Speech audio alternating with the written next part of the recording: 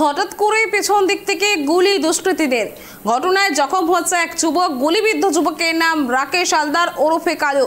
শুক্রবার রাতেই ঘটনা ঘটেছে মুর্শিদাবাদের ডোমকলের মুরারিপুর দামুশের ধার এলাকায়। ঘটনার পর জখম যুবককে উদ্ধার করে আনা হয় ডোমকল সুপার স্পেশালিটি হাসপাতালে। জানা গেছে রাতে দামুশের ধারে কয়েকজন মিলে বসেছিল। হঠাৎ করে বাইকে করে আসে স্থানীয় একদল দুষ্কৃতী। তারপরে 3 রাউন্ড গুলি চালায় বলে অভিযোগ। আর এই গুলিতে গুলিবিদ্ধ হয় এক যুবক। যুবকের হাতে গুলি লাগে।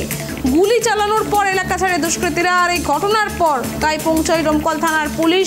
ইতিমধ্যেই তদন্ত শুরু করেছে ডোমকল থানার পুলিশ। গুরুতর জখম গুলিবিদ্ধ যুবক। আচমকায় দুষ্কৃতীদের গুলি। পেছন থেকে দুষ্কৃতীরা গুলি ছড়ে 6 রাউন্ড গুলি চালায় বলে অভিযোগ। এবং এই ঘটনায় কিন্তু এলাকায় চাঞ্চল্য ছড়িয়েছে। যেমনটা জানা যাচ্ছে স্থানীয় কয়েকজন মিলে বসেছিলেন এবং সেই ঘটনায় কিন্তু এই গুলি ছোড়ার ঘটনা সামনে আসে। এবং এই বিষয়ে বিস্তারিত জানবো, সরাসরি আমাদের সঙ্গে রয়েছে প্রতিনিধি মিলন। মিলন, যেমনটা জানা যাচ্ছে মুর্শিদাবাদের ডোমকলে গুলি চালানোর ঘটনা কিভাবে ঘটলো, কারাই ঘটনা ঘটিয়েছে, কি জানা যাচ্ছে?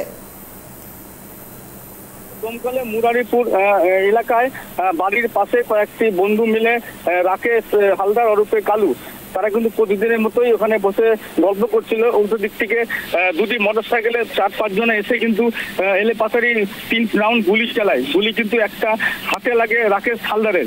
জানা যায় এই যারা গুলি চালিয়ে দুষ্কৃতী তাদের নাম হচ্ছে টিপু ও সালাম, সঙ্গে ছিল আরো 4-5 জনা। এই ঘটনায় কি কেন গুলি চালালো, কি চালালো সেটা কিন্তু বুঝতে পারবে। প্রত্যেক দোষী কিন্তু বলছে যে পুরনো কোনো ঝামেলা না, কোনো কিছু ছিল না।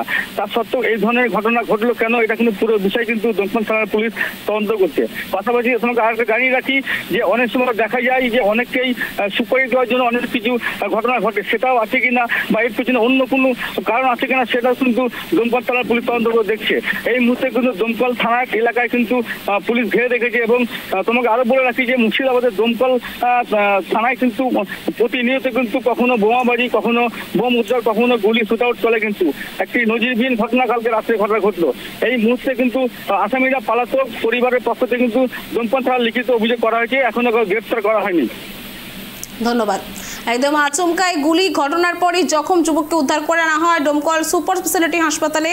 এবং সেখানেই জানা যায় যে রাতে বসেছিলেন কয়েকজন, হঠাৎ করে বাইকে করে আসে স্থানীয় এক দুষ্কৃতী। আর তারপরেই 3 রাউন্ড গুলি চালায় বলে অভিযোগ। গুলিতে গুলিবিদ্ধ হয় যুবক। যুবকের হাতে গুলি লাগে এবং গুলি চালানোর পরে এলাকা ছাড়ে দুষ্কৃতীরা।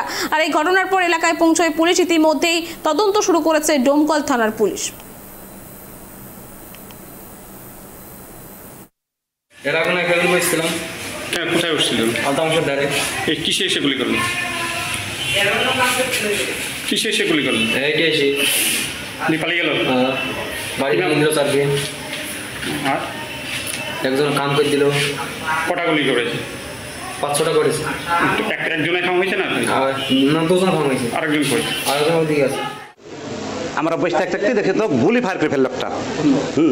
গুলি ফায়ার করলো, টিপু করলো। তারপরে ওই 6-7 জনের মধ্যে ওইটি পালি দেয়। আমি একা থাকি।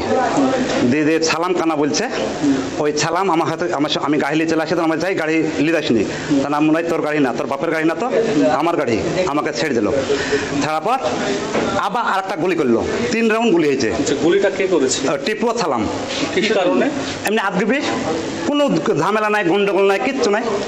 এমনি কাকে গুলি করেছে? ওই এই কালু হালদার। আগে কে কোনো রাগটা? না, এইসব ছেলেপিলি ভালো মানুষ।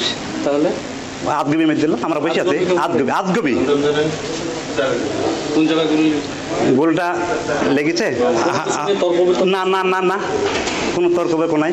যারা গুলি করেছে তারা কোন দলের লোক? জেটের। আর যে খাম হয়েছে তৃণমূলের।